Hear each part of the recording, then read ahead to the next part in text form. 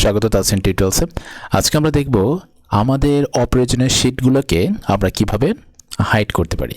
তো দেখুন, এখন এইখানে যখন আমি ক্লায়েন্টকে আমার এই ফাইলটা দিব, তখন আমি কিন্তু এটাকে হাইড করে দিব, কিংবা আমি যখন আমার বসকে কিংবা কাউকে আমি কাজটা দেখাবো, তখন আমি আমার অপ্রয়োজনীয় ফাইল, যেরকম দেখুন এখানে কিন্তু আমি ড্রপডাউন লিস্টটা তৈরি করেছি। এই ড্রপডাউন লিস্টের সোর্স কিন্তু আমার ছিল হচ্ছে এই যে মান্থ নেম, এই ফাইলটা, ঠিক আছে, এই শিটটা আর কি, মান্থ নেম এই শিটটা। এখন আমি যাকে দেখাবো তার তো আর এই শিটটা দেখার কোনো প্রয়োজন নেই। তো এখন আমরা কিভাবে আমাদের ফাইল থেকে এটাকে হাইড করতে পারি, লুকিয়ে রাখতে পারি, সেজন্য আমাকে কি করতে হবে, আমরা ওই শিটের উপরে মাউসের রাইট ক্লিক করব।